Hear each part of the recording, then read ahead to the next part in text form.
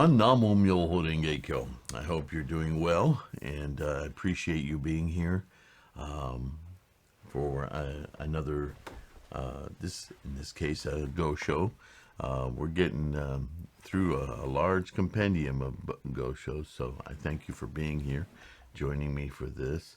This one's interesting. This one's a little different than most of the letters we read because this is a petition that Nichiren wrote for Shijokingo. This is an interesting situation. So we're going to learn something about kind of the inner workings a little bit of the samurai organization, the shogunate, and the way the samurai are organized and pledged to or belong to a landowner, Lord Emma in this case, and the politicking going on at the time. You've heard me talk about politics influencing the teachers of different schools of Buddhism, but lest you we tend to think of things in our own experience, so, right, obviously. But that also includes our cultural and our times. You have to constantly remind ourselves that this was during 13th century Japan. The shogunate was relatively new. It was well established, but it was a new thing in the last 100 years. Before that, it was an emperor kind of emperors are culturally imbued by the gods, or very special people, kind of like kings were in the West, right? Or pharaohs in Egypt. They were not really human. They were something above humans. They were in touch with something far more sacred, right? And then, so to move toward a shogunate government is quite a huge paradigm shift.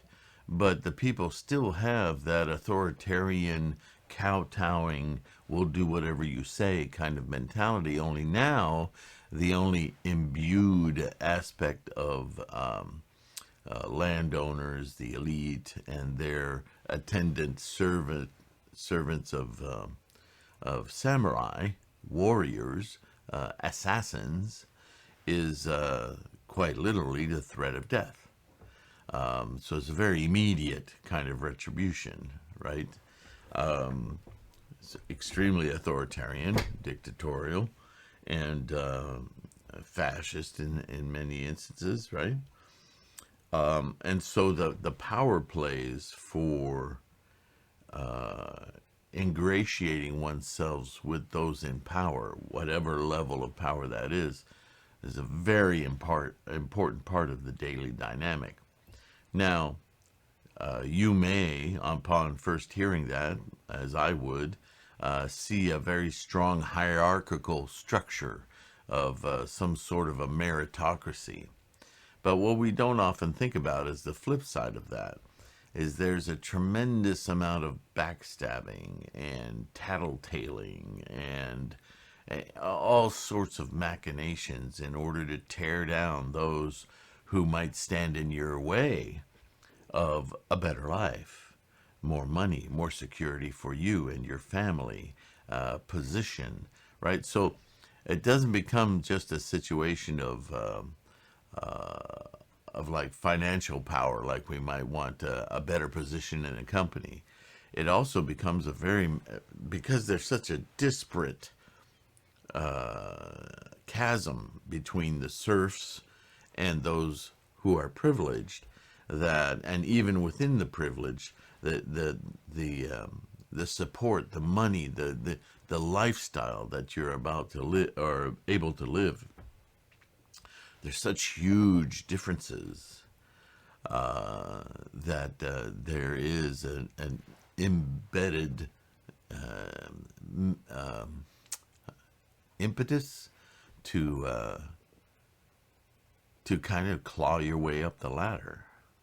And so if you're someone who is in this elite power structure, wherever you find yourself, and you strike a dissonant note, whether it be about the rules or about the standards or the ways of disseminating information or belief systems, or certainly if you do something that the top dog isn't really fond of, let alone against, then there's a built-in flaw for those who would have designs on your position to constantly attack you with. You know, he doesn't do this. I do. I'm your guy. This guy, why is he here? You don't need him there. On the flip side of that, there's a tremendous amount of loyalty. Loyalty is very valued. Well, obviously, because everybody's always at each other, trying to take each other down. So it's an odd kind of thing, isn't it? We know the Japanese from movies and from discussion and even modern discussion, how honor and loyalty are extremely important to that culture. Not that it's not important to other cultures, but certainly Japan has made quite a historic name for itself in those values. So it's kind of odd that at the same time as we have a hierarchical social structure that's so imbued with this incipience, right? The world of anger, the machinations, manipulations, deception, that at the same time, it really, in spite of that, is very driven by loyalty, filial relationships, and honor, because which means that if you lie to get into power, there might be some serious life and death consequences if you're discovered, right? But it doesn't stop it from happening. So why all of this discussion? Because this petition was beseeched by Shijo Kingo's people to relate an activity that had happened without Nichiren's presence, but for whom Nichiren's word would have some value. Now this is quite a conundrum. So what you have is a debate takes place, as there were many in those days. There was a lot of civil unrest anyway, so if it wasn't a battle of swords and it was a battle of words, that's kind of a good thing, right? But the battles often either were about land and possession or philosophy, Buddhism. This was the politic of the day. That was the ruler, a great ruler, because he was a supporter of this group of temples and these teachers, and then, of course, because of what they teach. Or was he a great ruler because he fought against them to overturn them and bring to bear a different teaching of Buddhism? And this would play itself out in victories in war and governance of people and economic wealth, so on and so forth. It's not that dissimilar from where we are today, but anyway, in a very raw form, right? So, as we know from so many goshos we've read, the Buddhism of the day, the flavor of the day, was the true word school. There were, the Nembutsu was very prevalent, and still is in many ways today. But the Nembutsu had converted a lot of people in power, and fortunes were made, suffice it to say, by certain temples who adopted these teachings for their ability to govern and manipulate people, or for their it wasn't really about the truth of Buddhism. It was about how this philosophy would be used to control people, authoritarianism. So you have the true word, Nembutsu practice, and then you have the Zen, and a couple of other schools, Flower Garland and so forth. that, are tolerated, but they're not seen as warring schools. They just often scholars who want to be heralded or known or supported by the financial machinations of the government, who want to make a name for themselves so they can secure some land, maybe even maybe a temple, but maybe there are lower structures than temples, just actually to establish themselves as a great teacher. Comes with it some financial benefit and certainly some security and so on and so forth. So there would be these occasional preachers who would start talking either on the true word, their own version of the true word, or sometimes the riskier ones on other schools of thought. And certainly Nichiren was seen as one of these others, but he was troublesome to those in power because not only was he constantly getting more popular, but the school of Buddhism he was teaching was a return to something that hundreds of years earlier, when Dengyo revolutionized Buddhism in Japan, was based on Lotus Sutra practice. And the thing about Lotus Sutra practice is, especially for those in power, is that the Lotus Sutra teaches absolute independence. It teaches that the maximal life that you can live is completely within your control, right? You awaken and invoke your own Buddhahood, this is your pinnacle of life. Has nothing to do with the economics or the power plays of politics and authoritarianism. It completely sidesteps that. And if you're wanting to keep a tight control over your people, that's a dangerous philosophy to be spreading.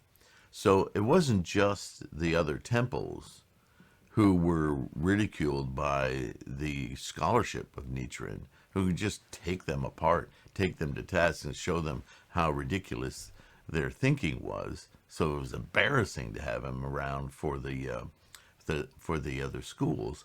But for those in power, landowners like Lord Emma and others, he was troublesome because he was kind of stealing away from their omnipotent power. Omniscience was the other word I was mixing in there, over their people. And so that's embarrassing, right? That's a question of honor and loyalty. Who the hell are you to walk in here and do this? It's not just me you're insulting, you're disturbing my whole game here, right? My power structure.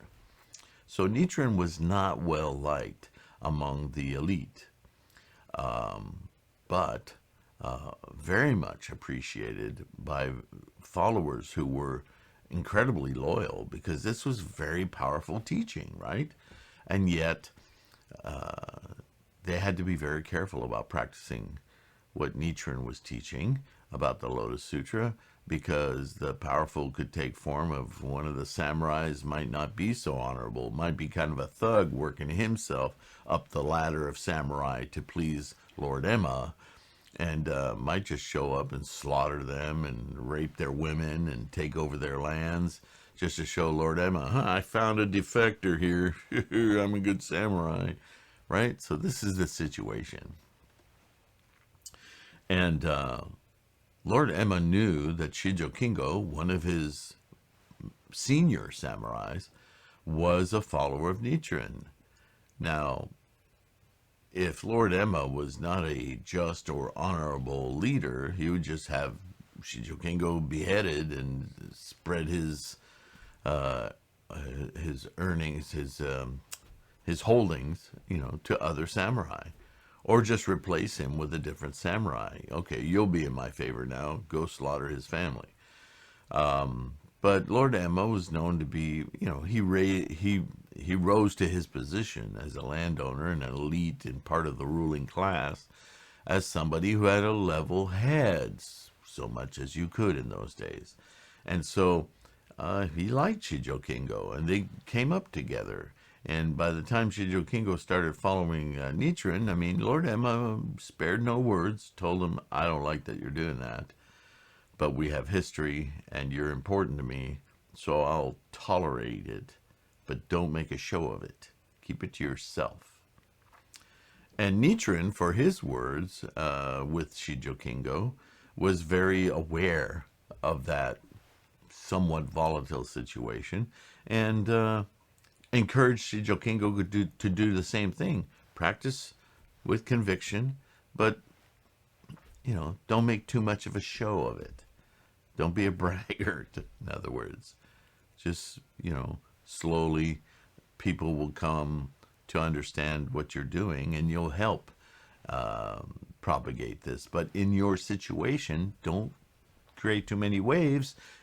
It's a threat to your life and your family, right? So Nichiren, in many ways, quite a diplomat here. But so one of these other samurai, or maybe more than one,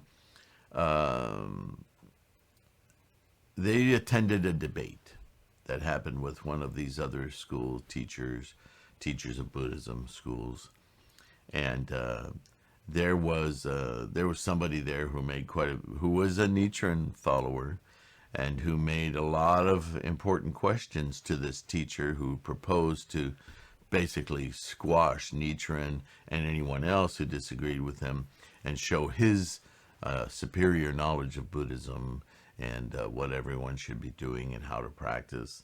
And this one Nichiren follower was not having it. And so when this lecturer opened it up for questions, because this debates were very public affairs, he saw his opportunity to ask him some pointed questions. And one or more of the samurai left that gathering where this teacher was embarrassed by this Nichiren follower, and went to Lord Emma and said, this is what Shijo Kingo is doing behind your back. It's a bold-faced lie. But whether Shijo Kingo even appeared there or was anywhere around there, let alone said anything, didn't matter. This guy, this samurai, wanted to advantage himself, knew that Lord Emma wasn't real happy about Shijo Kingo following Nichiren, and now he's going to say, see, he's causing trouble, he's causing unrest, you don't need him there, you put me in his place, or just give me a reward for letting you know, or whatever. This is the kind of politic and backstabbing that's going on, right?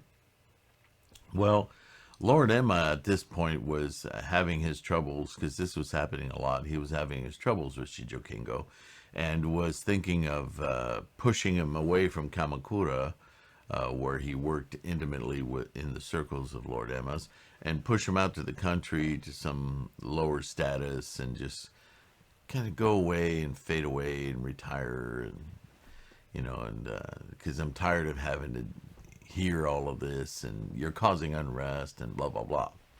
And this would not necessarily be good for Shijo Kingo, because Shijo Kingo is a dedicated samurai, but Nichiren on several occasions have told him, just be glad you're still in his favor after all. Just calm down. But this particular move could have had some serious consequences. And so this petition that Nichiren's writing is basically a letter to Lord Emma, to say, look, whatever you heard about this situation, it isn't accurate. This is the information that I have from talking to the actual participants. And so it's kind of like a letter of recommendation of sorts, kind of a letting Lord Emma know that, Lord Emma knows that these guys are machinations against one another, and trying to achieve political. He understands that. He's an elite. He knows that these guys are all fighting for some kind of superior scraps from his table, right? But, you know, when you hear something consistently and then something major happens that's embarrassing, you might tend to believe it in whatever form it actually happened. And then there are consequences for that. So Nichiren comes to Shijo Kengo's aid, which he didn't do, person to person he would do quite often, but to it's kind of an overstep for Nichiren to have the audacity to go to Lord Emma and go, look, I know you despise me and I'm a trouble, blah, blah, blah, but, you know, Shijo Kengo has been a good guy for you, and these charges that are being leveled against him, whatever you think of me, that's a bunch of baloney, and, you know, please make a wise decision here. Like Lord Emma would even take Nichiren's advice, right? But it's a pretty significant thing that Nichiren would go that far out of his way to speak to a landowner who's very admired in true word. Although I'm sure Nichiren looked at this as a form of shoju. Not so much to sway Lord Emma's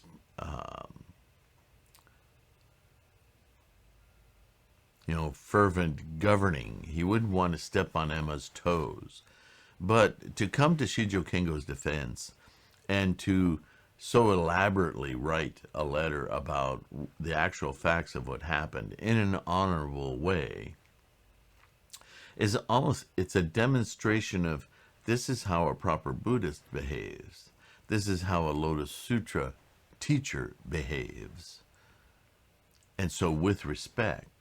So there's a little bit of a shoju there. In other words, a gentle sway to Lord Emma that Nichiren doesn't present such an offense as you might think, as those other teachers may be in your ear saying, that maybe you should question the true word schools and the Nembutsu that you're listening to all the time, and consider that Nichiren isn't just such a wild animal and an idiot monk causing trouble, that he's actually a very reasoned man, and perhaps, maybe you should consider an audience to further your understanding of Nichiren's doctrine of the Lotus Sutra. He's not saying that directly, but indirectly he sort of is. So, with all of that in mind, I think it's important to understand the situation. This letter takes on a slightly different meaning. And with all of that, let's get into it. Oh, excuse me. Okay, the letter of petition from Yoritomo. On the 25th day of the 6th month, I respectfully read your official letter of the 23rd, which I received through the intermediaries, the lay monks Shimada no Saimon and Yamashiro no Minbu. In the letter you state, quote, I am shocked to hear that all those present on that occasion are unanimous in saying that you behaved in a disorderly manner at the place where the monk Yuzo was preaching. They say that you interrupted with a group of your cohorts, all wearing weapons.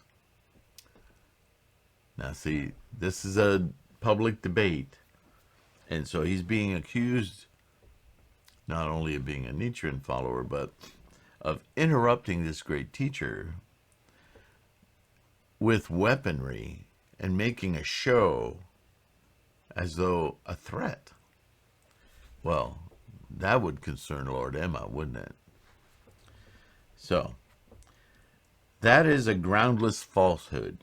I do not know who told you so, but surely it would be fitting if, out of pity for me, you were to summon them to confront me in your presence and inquire into the truth or falsehood of their accusations. Briefly, the root of this matter is as follows.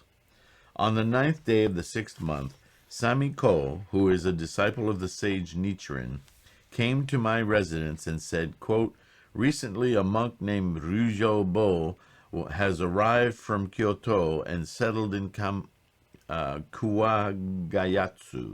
west of the gate of the Daibutsu-den temple. He preaches day and night, urging those who have questions about Buddhism to come and hold discourse with him in order to settle their doubts about this life and the next. All the people of Kamakura, high and low, revere him as they would Shakyamuni Buddha. However, I hear that no one has ever actually debated with him. I want to go to Kawagayatsu to debate with him and clarify whatever doubts the people might have about their next life. Won't you come and listen? So this is about Sammi-ko, not Shijo-kingo. Let's see how this goes. At that time, I was busy with official matters, so I did not originally intend to accompany him. However, I had heard that it concerned the Buddhist teachings, and I have often gone to hear preaching on that subject. Being a lay believer, however, I never said a single word. Therefore, I believe that a strict investigation on your part should be sufficient to reveal that I was not in any way abusive. So he actually went because he's a curious listener of these teachers, but he didn't say anything. It was Sammi-bo, or Sammi-ko, right?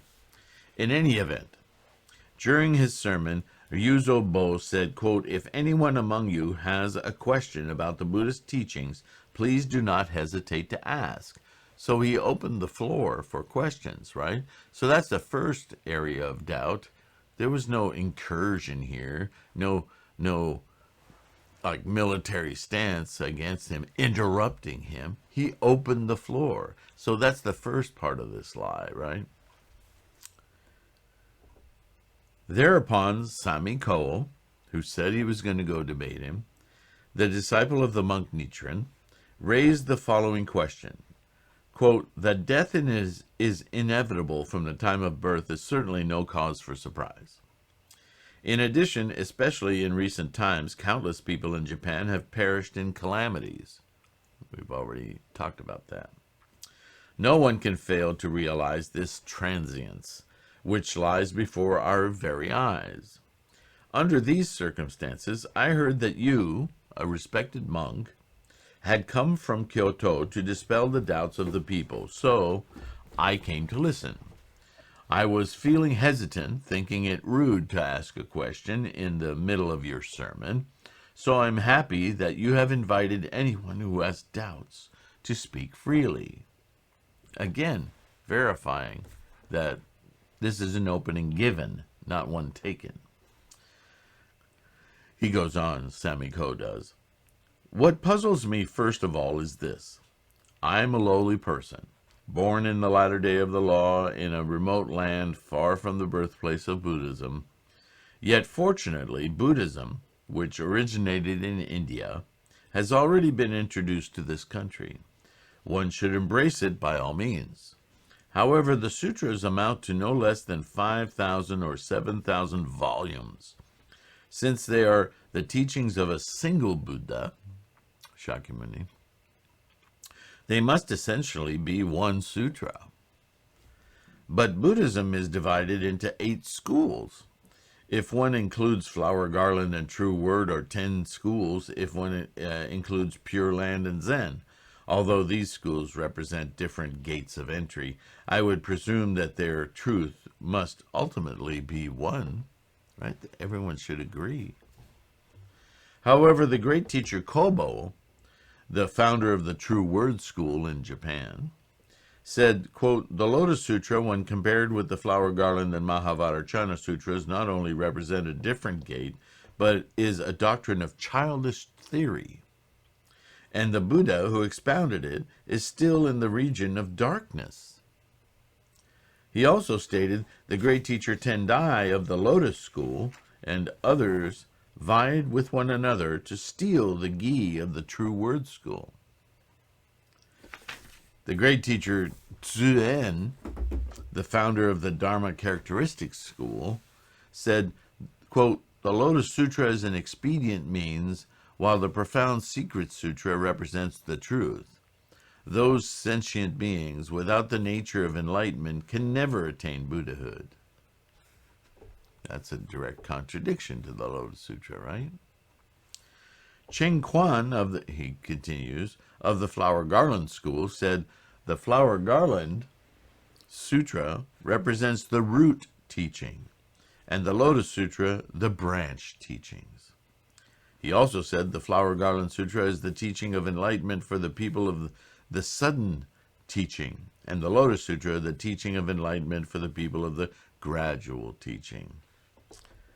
The great teacher Chia Shang of the Three Treatises School said, "Of all the Mahayana Sutras, the Wisdom Sutras are supreme." The Reverend Shandao of the Pure Land School says, "If people practice the Nembutsu continuously until the end of their lives, then 10 persons out of 10 and 100 persons out of 100 will be reborn in the Pure Land.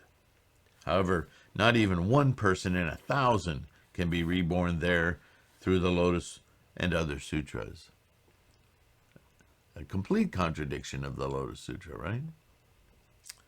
The Honorable Honen, and Nichiren has no love for him, urged people to discard, close, ignore, and abandon the Lotus Sutra in favor of the Nembutsu, chanting Amida Buddha, Amida Buddha, Amida Buddha, and also likened the votaries of the Lotus Sutra to a band of robbers. So this is where Nichiren falls into that thinking, right? A robber. And the Zen school declares itself to represent a separate transmission outside the sutras, independent of the words and writings. So it pays lip service to Shakyamuni and the Buddha. That's why it's odd that Zen's even considered a Buddhist sect, because they themselves purport to be something more special outside of Buddhist scholarship. So they don't call themselves Zen Buddhists. They just are Zen, or Chan in China. But they use the familiar teachings of Buddhism to lead to their superior teachings. They're not even Buddhism. Shakyamuni, the Lord of Teachings, said of the Lotus Sutra, "The world-honored one has long expounded his doctrines and now must reveal the truth." This is directly from the Lotus Sutra. And Many Treasures Buddha declared, "The Lotus Sutra of the wonderful law, all that you, Shakyamuni, have expounded, is the truth." The sutra also states that the Buddhas of the 10 directions, who were emanations of Shakyamuni, including Amida, extended their tongues to the Brahma heaven, in other words, to signify they all recognize and respect and revere Shakyamuni Buddha as the Buddha incarnate of Buddhahood, founding and teaching, this Dharma. So everything is subservient to Shakyamuni. Shakyamuni is the teacher. It's his enlightenment that we study. Everyone agrees, and everything in the sutras agrees, I should say, but these people who are interlopers or who are politically motivated, they're finding ways, because they are scholars, and the regular people, everyone else, they don't even know how to read in many cases.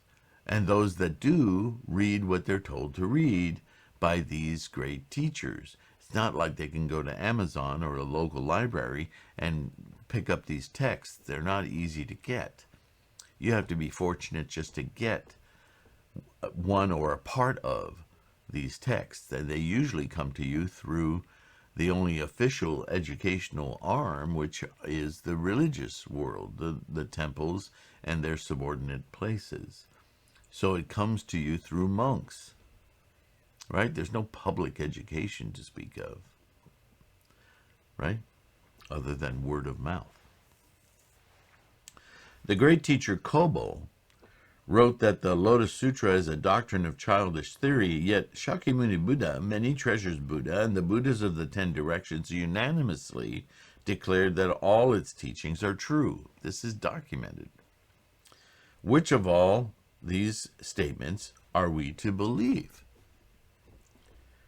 The Reverend, now he's going on quite a long time, isn't he? So this sounds like quite a debate. This isn't an idle question. The Reverend Shandao and the Honorable Honen said of the Lotus Sutra that not even 1 person in 1,000 can be saved by it, and that one should discard, close, ignore, and abandon it. However, Shakyamuni Buddha himself, Many Treasures Buddhas, and the Buddhas of the 10 Directions, who are emanations of Shakyamuni, assert that of those who hear the Lotus Sutra, not a one will fail to attain Buddhahood, and that all will achieve the Buddha way. Shakyamuni, Many Treasures, and all the other Buddhas are their statements as far apart from the Reverend Shandao and Honorable Honen as fire and water or clouds and mud. Which of them are we to believe? Which are we to reject? In particular, he's not done yet, of the 48 vows of the monk Dharma Treasury mentioned in the 2-volume sutra, which both Shandao and Honen revere, the 18th one states that if he attains Buddhahood, only those who commit the 5 cardinal sins and those who slander the correct teachings will be excluded from salvation.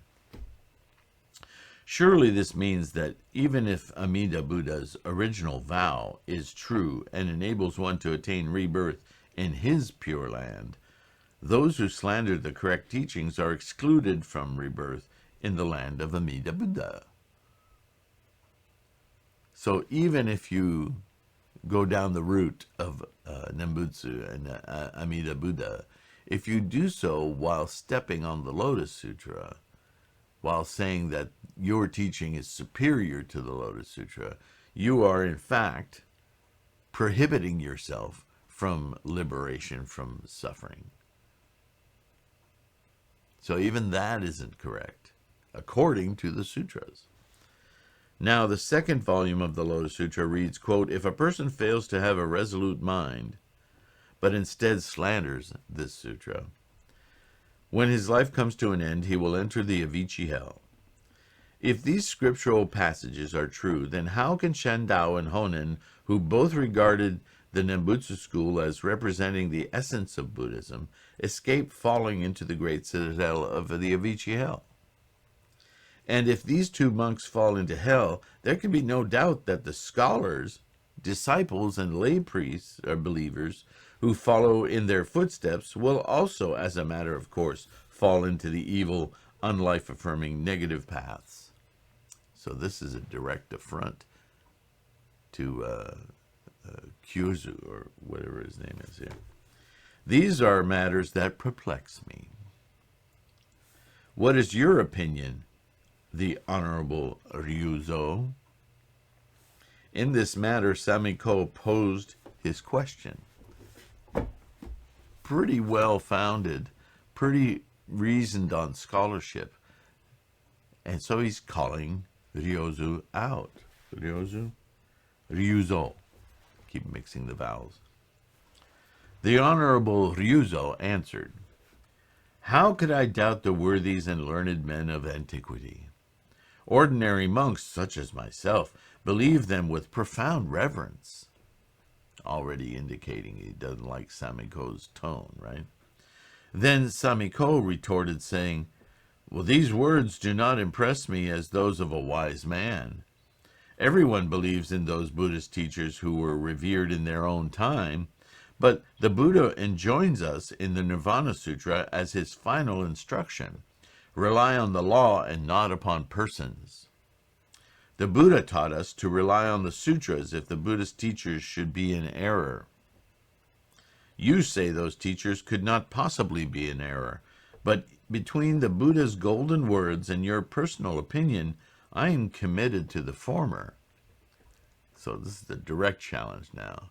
You're a liar, basically, is what he's saying, right? Where are we time-wise? Okay. The Honorable Ryuzo asked, quote, when you speak of many errors of the Buddhist teachers, to which teachers do you refer? Well, he's already told them. Sammi-ko answered, I refer to the doctrines of the great teacher Kobo and the Honorable Honen, who I mentioned before. Or aren't you listening? The Honorable Ryuzo exclaimed, that is impossible. I would not dare discuss the Buddhist teachers of our nation. The people in this audience all follow them, and if angered, will surely create an uproar. Now, this is an out-and-out threat. Basically, he's acknowledging that most of the people in the audience aren't following what Sammi-ko is talking about. They're hearing him, but they're hearing him as somebody who's challenging the person they came to hear lecture. And so, cleverly, Ryuzo has walked away from the actual challenges, scriptural, doctrinal challenges that Sammi-ko presents, and instead relies on cultural norms. And, you know, everybody here kowtows to these great teachers. How can you impugn them? All of a sudden, he's not talking about the the scholarship at hand. He's employing people's feelings to shut this guy up. It's a common weapon in politics. Don't look there, look here. And then sounding so imperial about it, like, oh, it's a great offense. Right. It's a great offense because you don't know what you're talking about. And if everyone creates an uproar, well, that would be a fearsome thing. Hint, hint. Will crush you, you troublemaker, right? Then Sammi-ko said, quote, because you asked me to specify which teachers were in error, I mentioned those whose teachings contradict the sutras and treatises. But now you suddenly have reservations and refuse to discuss the matter. So he's calling them out. I think that you merely perceive your own dilemma. In matters of doctrine, to fear others or to stand in awe of society's opinion and not expound the true meaning of the scriptural passages in accordance with the Buddha's teachings is the height of foolishness. Wow. If anyone's paying attention at this debate,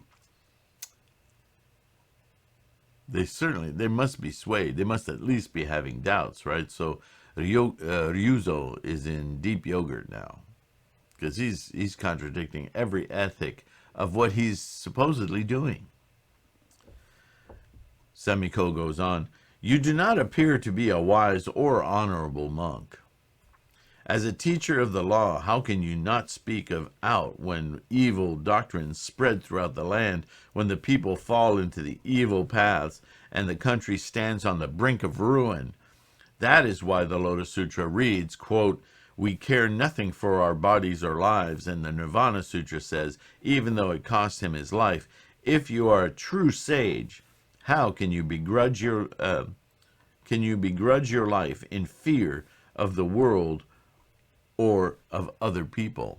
So now, yeah, Ryuzo, you're supposed to be this great teacher, honorable sage, teaching us about Buddhism, and now you resort to fears of the mob. Like that's what controls what you're teaching.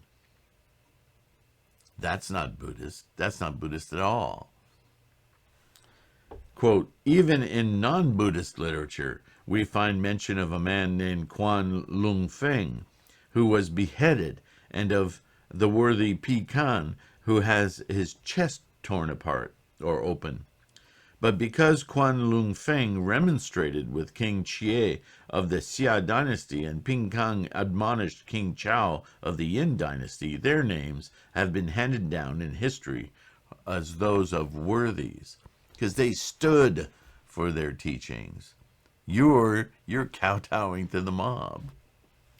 The Buddhist scriptures tell us that Bodhisattva Never Disparaging was beaten with sticks and staves, and the Venerable Arashima was beheaded. The monk Chu Dao Sheng was banished to a mountain in Shuchao, and the Tripitaka master Fa Dao was branded on the face and exiled to the area south of the Yangtze River. Yet, Was it not because they propagated the correct teaching that they had gained from the name of sages? They stood for something. Look at you cowering down. Then the Honorable Ryuzo replied, quote, "Such people cannot possibly appear in the latter age. We are the sort who fear society and dread the opinions of others. Even though you speak so boldly, I doubt that you actually live up to your words." Wow, he's hiding behind his cowardice.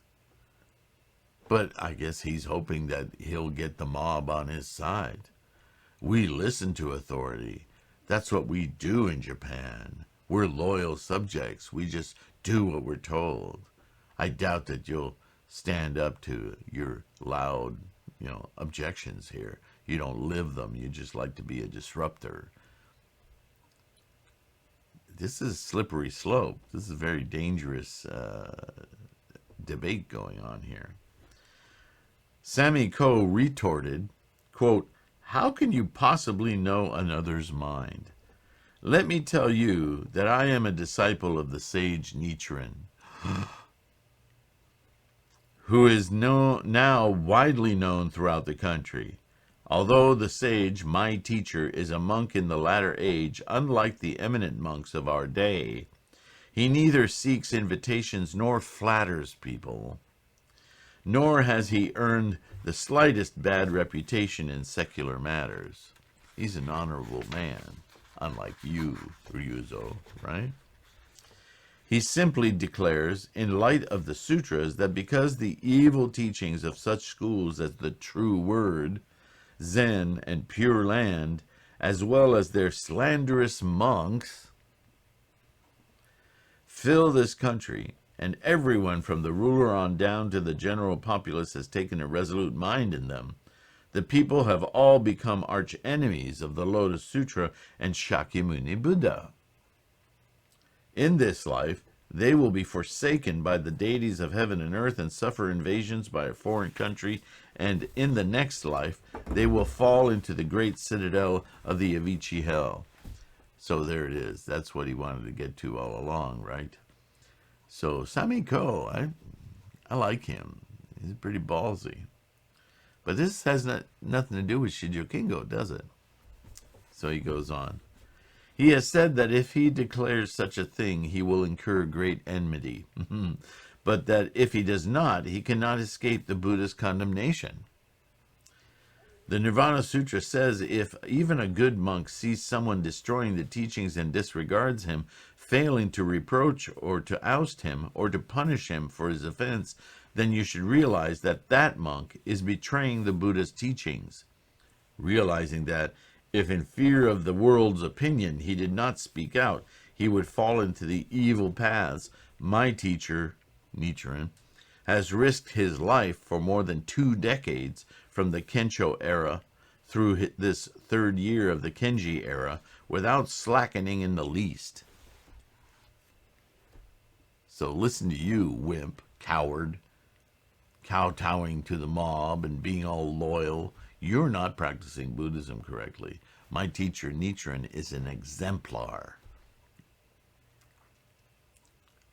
So he's really taking it to him, isn't he? Okay. Therefore, he has undergone countless persecutions at the hands of individuals, and twice he has even incurred the ruler's wrath. Now, I'm going to stop here for a second. In fact, I'm going to stop here for the video because I want to make one important point here that we sometimes skip right over. I talk quite often about the difference between Shoju and Shakubuku. What Sammi-ko is doing right here is Shakubuku. Because, as you may understand, although he's remonstrating right now against this honorable monk, Ryozu, what he's really doing is speaking to the assembly, to all the people that are there. And he's correcting, through his argument with Ryuzo, this representative of erroneous and misleading teachings. And he's correcting everybody's mind and breaking their illusions with this charlatan and demonstrating Nichiren's quality of honor, his loyalty to the teachings, and what correct practice of Shakyamuni Buddha is. The Lotus Sutra, Nichiren's doctrine of the Lotus Sutra, is the clear-headed, accurate teachings of the Dharma. And he's being persecuted for it, and he's not being daunted by that persecution. He is an exemplar of the teachings themselves. So everybody in that crowd is, if they had doubts, are now thinking, I'm witnessing this honorable teacher of the true word, Pure Land, whatever, being ridiculed quite handily by this common man. And I'm finding out that what I thought about Nichiren, what I'd heard about Nichiren, may not be right, may not be true. Nichiren sounds like a really educated and respectful, honorable, loyal dude. So their minds are being shifted. This is a this is the aspect of debate that is not only admirable, but essential to successful debate, right? So this is dragged on a little longer than I like to keep it, because I'm respectful of your time. But we'll continue with this one. This is pretty heavy duty from the words of the mouths of followers rather than Nichiren himself, although he's recounting the event, right? All right, we'll continue with part 2 as soon as I can. In the meantime, I so appreciate your ears, your time, your dedication to your practice. I revere it, I respect it, I honor it, and I experience it as support for my own. So thank you. Any support, of course, other than watching these videos is deeply appreciated, not only by me so I can keep doing this, but by all of us, right? And don't forget, download the podcast so you can listen to them as you go about your other business. Today, in our age, we have 1,000 things to do at every moment. So I deeply respect your time. Thank you. And I'll see you in the next one. Namo Myoho Renge Kyo.